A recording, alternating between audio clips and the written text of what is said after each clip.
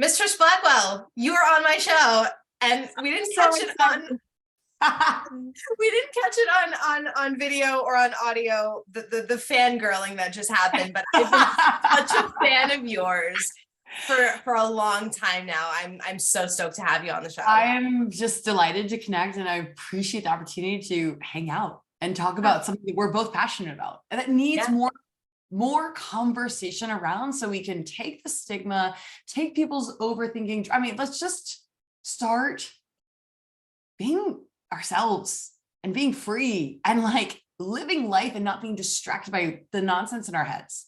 Yeah, 100%, 100%. So for people who have not had the gift of listening to your show, the Confidence Podcast, tell us who you are and what you do. Yeah. So my name is Trish Blackwell. I am the host of the Confidence Podcast, and it's a podcast, gosh, we've been going for 9 years, I think. I think it's a solid 9, almost 10 years.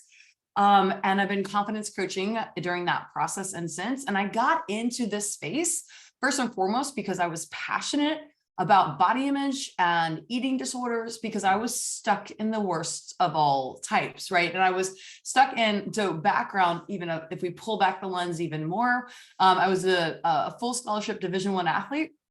And, you know, and behind the facade, the performance, I had this underlying perfectionism and pressure. And I put a lot of pressure on myself. And I started putting so much pressure on myself that my performance athletically started being affected. Well, what did I interpret it instead was, oh, I must be too heavy. I must need to lose some weight. So rather than recognizing it was a brain issue, I thought it was a body image issue. And so then I created even more issues, and I overtrained and I underate. And then you literally, for the next 10 years, list out the eating disorder. I did it. I've done it. I've been horrified in it. I've been stuck in it. And I remember thinking, here's what was the hard thing. So I'm at this great school with great resources, and I knew I needed to see a sports psychologist. I knew I was afraid of food at that point, and I was struggling with that, but like also training 4 to 6 hours a day sometimes. And you're like, okay, well, I can't, this is my school. This is a job. It's paying for my school. I can't not perform, but I also don't want to eat. And I was like, this is huge. Like, so my answer was, I'll just do more exercise. But in all that, I sought the help of nutritionists, and they just said, eat more pasta, you're an athlete. It was just, I felt so misunderstood. And then the sports psychologists who were supposed to help me not put pressure on myself, who literally were like, well, just stop trying so hard. I'm like, okay, wow. So you're telling me you can't help me. I basically felt like I had a lot of people at a really great place that were like, yeah, you're just a little, so I internalized that as I'm a hot mess. No one can help my brain, even the professionals. And so long story short, that is why I'm so passionate about, one, like removing the stigma of any body dysmorphia, disordered eating patterns of any type, and just go. And I love talking to people about it in my personal training years, because I was like, look, you will not shock me with what you've done. Like, come on, let's go head to head of something that you think is so shameful, so gross. I was like, I just want to make you not feel so weird. Because I remember the first time I realized, wait, I'm not the only one who thinks this way. The relief and the hope. I mean, it was like I climbed out of a dark hole that I was stuck in forever and went, I can remember thinking, I was watching people going, oh, they don't have to think about food. I wonder what that's like. I remember thinking that learning about intuitive eating and a lot of that. And I went, yeah, but people like me, you don't get that. I had that narrative. And so all that to be said, long story short, I moved to France after college. I wrote my first book about that, this like really eye-opening understanding of body image that I was able to start emulating from there. And then I decided to come back, got into personal training. I was like, I'm going to be the person in the fitness world that tells the truth. Right? Because there's a lot of not untruths in the fitness world. We look at the cover of Fitness magazine. We don't know that that girl has not drank liquid in 2.5 to 3 days. We don't know that she has counted her broccoli as high carbs for the past 3 weeks. We just think she wakes up and looks that lean and toned. And so there's so, like, we're not even talking about editing images, you know? Right. And so like, I was just like, why are and I just remember how imprisoned I felt. And I was like, okay, anything to help free others. I got freed, and then it was, still 10 years of learning to manage my mind, learning how to talk back to my thoughts, and really find freedom, which is why I'm so passionate about confidence. Because the thing is, this whole time, I've always been extroverted. I've always been a leader. I've always been the person who, it's just my personality. So everyone thought I was confident. Yeah. Everyone. And I'm really good at pretending to be, I was really good at pretending to be confident, and I wasn't on the inside. And I realized, okay, it's a mind job. In the same way, food. So that is why I just love talking to people about how when you change your words, how one sentence can change your life. 100%. Even just believing, like, I had this thought I'm almost 40. And, there's this narrative of like, well, things go downhill and watch out for the metabolism and you're gonna have to watch what you eat. And I'm like, I don't know. What if I just decide I don't have to worry about that? What if I just decide that I'm going to be friends with food my whole life, and food and with my body, that my body will tell me what it needs and what it doesn't. Like, I'm just going to decide. That thought just takes off a lot of the anxiety about anything in the future. So absolutely. Yeah, so that's a long answer to how did I get older, but yeah. But you know what? And there's so much to unpack in that, because like someone will look at you and they'll say, well, look at Trish Blackwell. She's thin, she's beautiful, she has a wonderful husband, beautiful children. She's built this successful business. She was a Division I athlete. Of course, she's confident. Yeah. So peeling back those layers, because as you said, it was a facade for you for a long time. When you peeled back those layers, what did you find was causing that lack of confidence for you? That's a great question. And I think if I peel it back, right, because you're right. Here's the thing about type A's. Well, what's funny about perfectionists is we don't think that we're perfectionists. We're like, well, I'm not really doing things well enough to be a perfectionist, but I kind of have perfectionistic tendencies. And you're like, if you're thinking that, guys, you are. Right. Mm-hmm. But okay, let's just call it type A. Let's call it the overachiever. I spent so much time to think about that. Well, I think what I was getting with is, you know how to do the facade, and it's exhausting. And then you're so exhausted that you don't have time to think.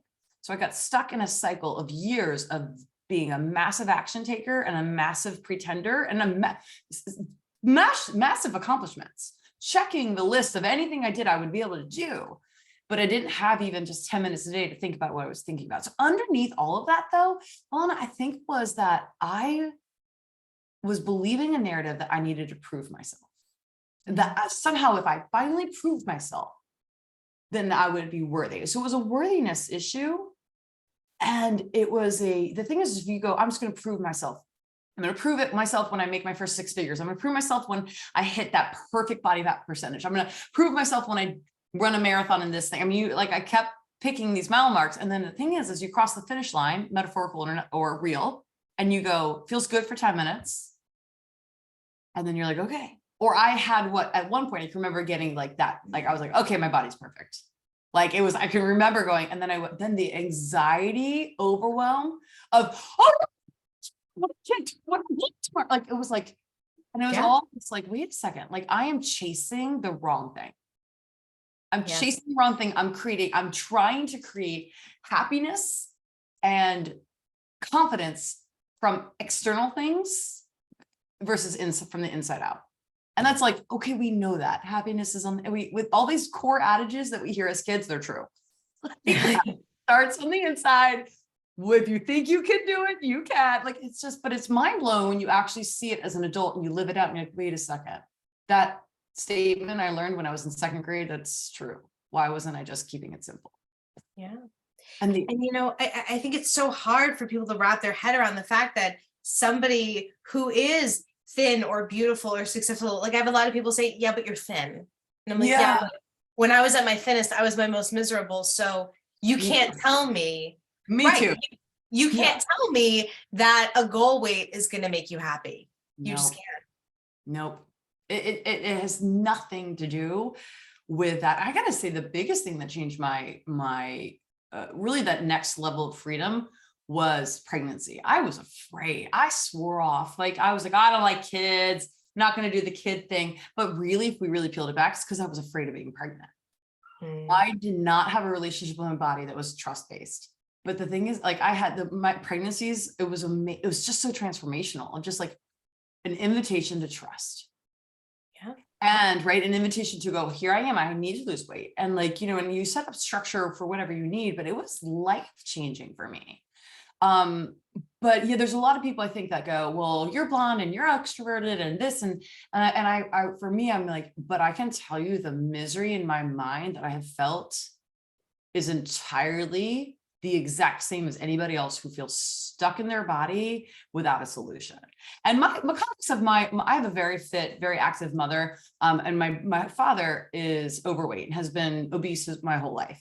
And so I have very core memories of him not being able to ride roller coasters with us. I have core memories of being seated at a restaurant when it was like our family would splurge on going out to like whatever, Olive Garden, and being seated at a booth and him not being him not fitting, having to ask to be moved tables. And so I also had parents who were at that time miracles happen. They are still married. They're happier than they've ever been. He's also 100 pounds down. Literally, you told my 10-year-old self this, I'm like, this is not possible. But I saw at the time, the contention was, I was told if your father cared about you, he would lose weight.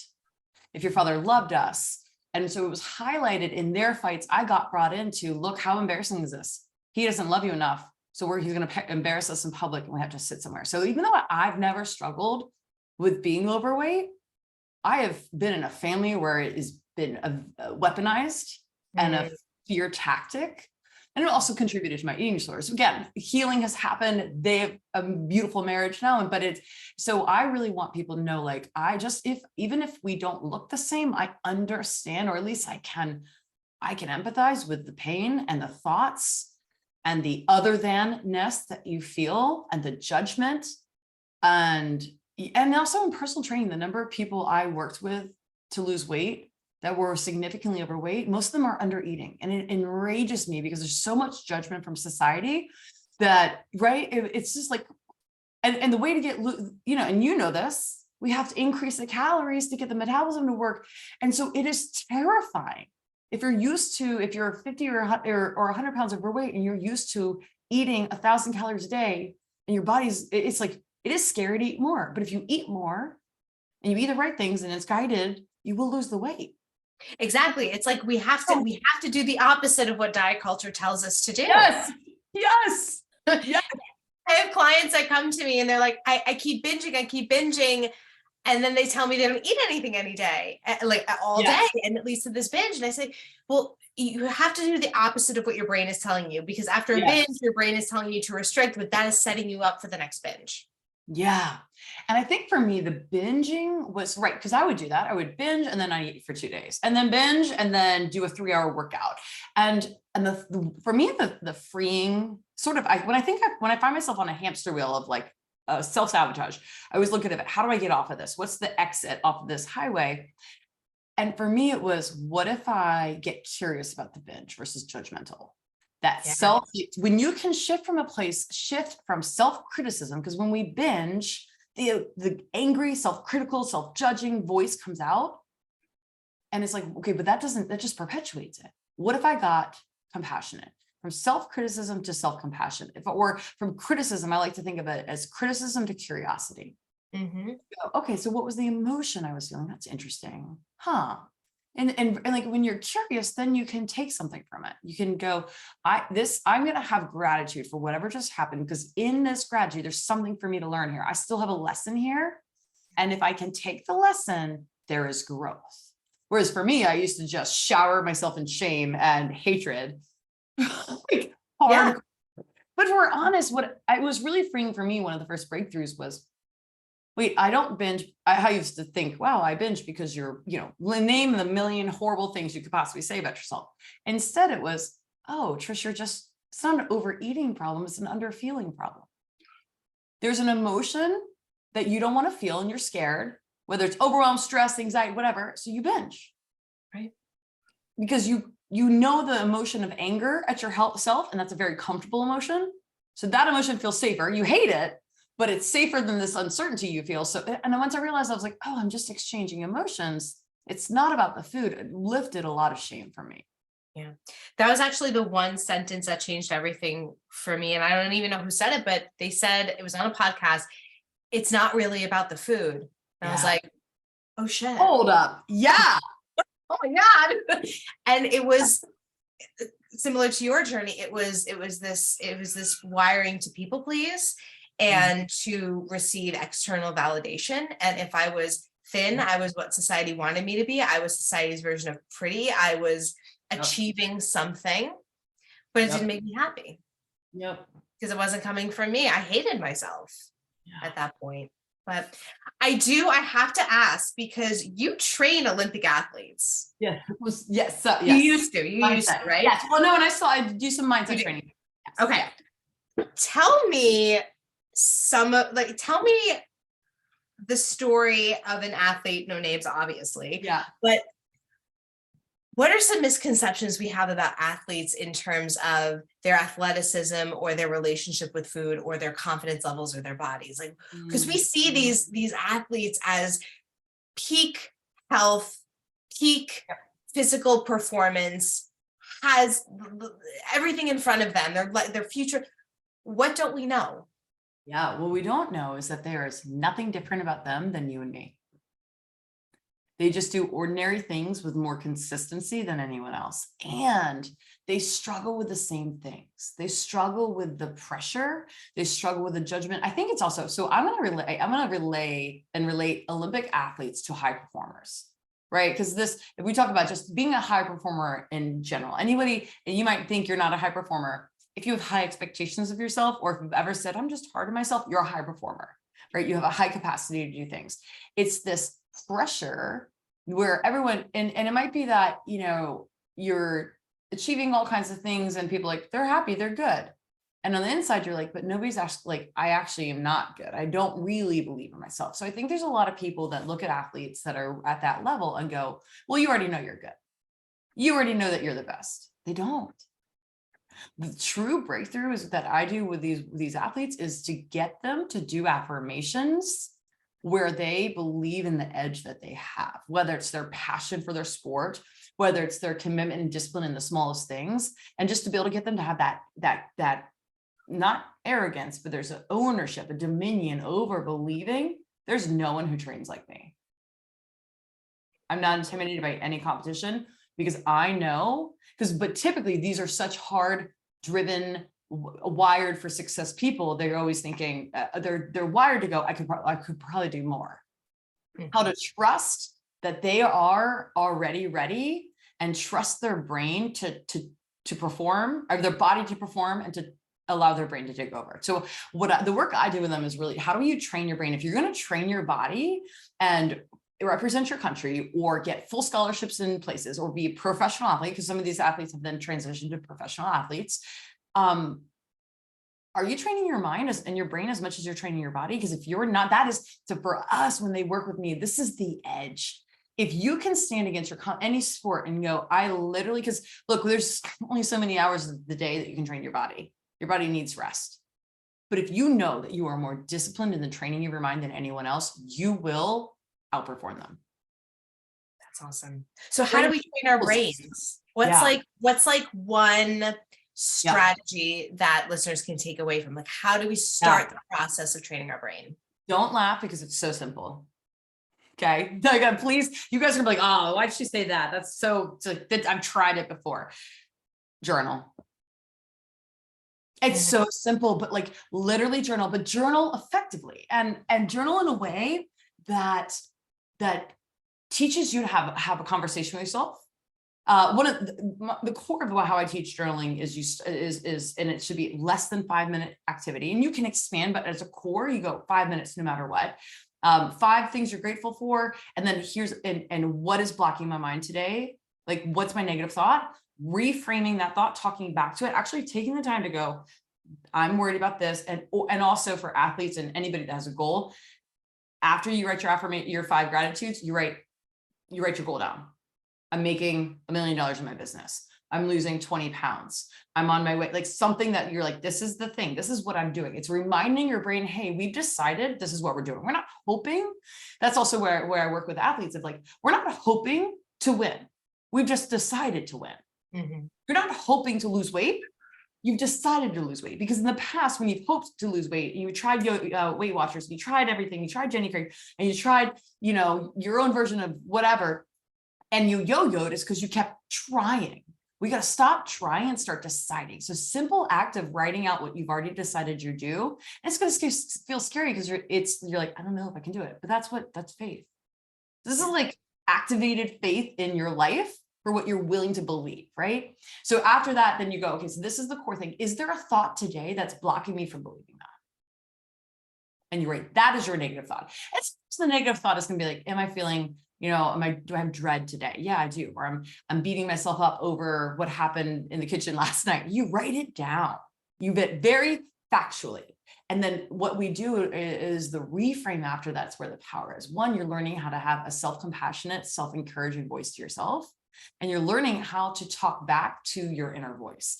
And so having that written down, and the way I like to have people finish journaling is it's amazing when you reframe on paper and you see yourself having a conversation with yourself, you sort of have your answer right there. It's the problem disappears.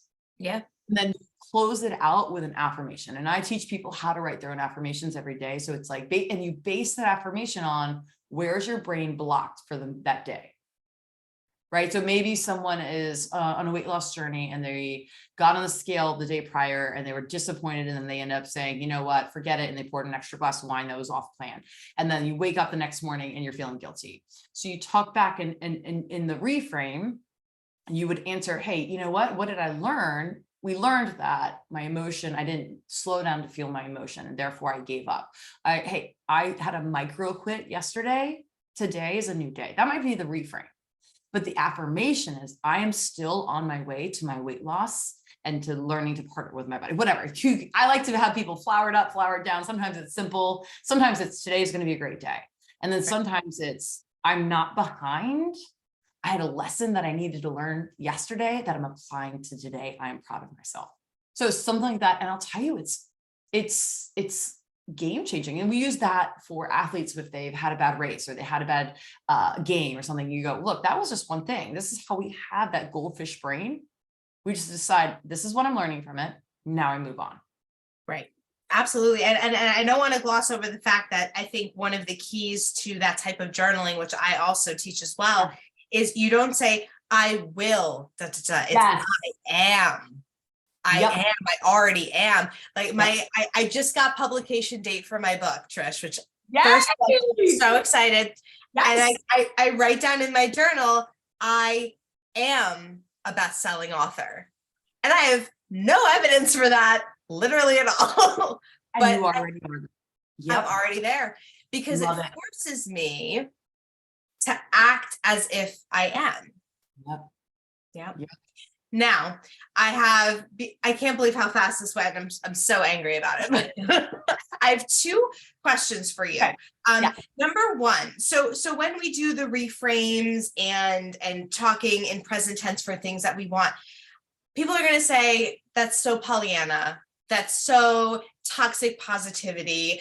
I get this a lot from my clients. Aren't I just lying to myself that I can make peace with food and be happy at wherever my natural weight is?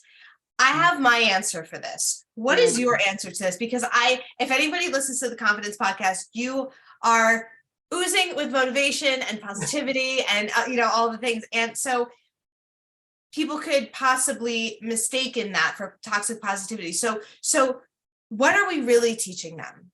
Because we're not teaching them that. So what are we teaching them? Yeah. So I'm teaching you so it's not toxic positivity. Toxic positivity is I think it's a relinquishment of ownership. What in this journaling process, I'm going, what are the facts? We got to strip that. So I like to call it either de-dramatize what has happened or neutralize it. And we look at really circumstantial facts. Like you can't say, even if you're just describing, I have a stressful week. That is not true. You have a week with a lot of things in it. Me saying this is stressful is my adjective I'm adding that then makes this objective thing, objective concept, subjective, right? So one, first and foremost, we strip it down. So it's not like I binged last night and I'm disgusting. It's I ate 16 Oreos that were not planned and I have a horrible stomachache and diarrhea today. Boom. Those are the facts. Right. And now it's going, what am I going to do with the facts? Toxic positivity is saying like nothing, everything's going to be fine. And we sort of hope and wait for this. Real positivity, proactive, powerful positivity is saying my brain, my thoughts create my results in life. But it's not just my thoughts, right? Because one of the things I teach is the what I call the T cycle.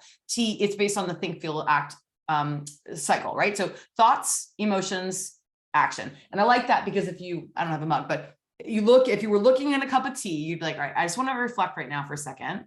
I'm feeling this. Okay, that's my E, that's my emotion. What am I thinking that's creating that feeling? But our actions always come from our emotions. And so toxic positivity is just say it, name it, let's be happy, this is going to be fine. It doesn't include any action. Right. So look, I want you to say positive things to create and generate a positive emotion. But if you don't have a massive action after it, which is the ownership part, like one of my favorite things to tell people is, and we talk about this all the time in one of my membership groups, is extraordinary lives, extraordinary things are done by doing ordinary things over and over and over and over, or ordinary things with extraordinary consistency. So it's, you just don't stop trying, right? I think toxic positivity is, I'm just waiting for my $1 million in my business. I don't know why people aren't following me. I don't know why I'm not, but if you're not looking at the trends of what's changing on Instagram and you completely refuse to do reels, whether you like them or not, your business is not going to grow, whatever it might be. So, but it's like willingness to look at the data and go, oh, how do I need to change and act in accordance to that? Absolutely. Yeah. Absolutely. Yeah. Toxic positivity is like, sweep it under the rug. Don't feel that negative emotion. Stuff. We're fine. It reminds me of the meme with the dog in the room that's on fire.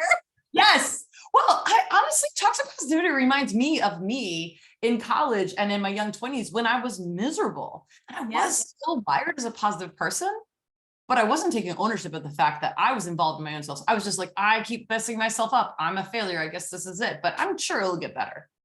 But really, I didn't believe that, Right.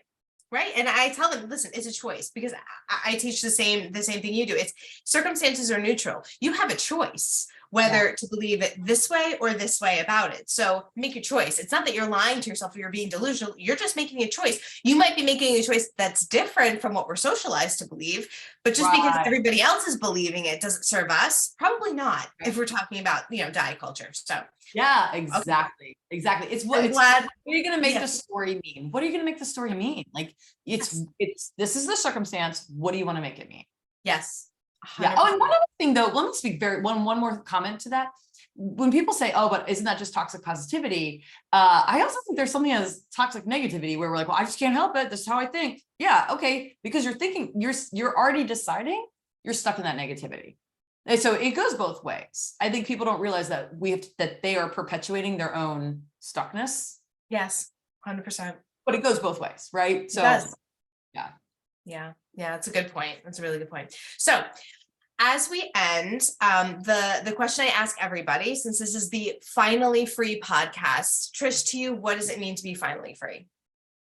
Oh, I don't know if you know this about me, but I have 2 tattoos, and one is on my wrist and it says freedom. I love it. It says freedom.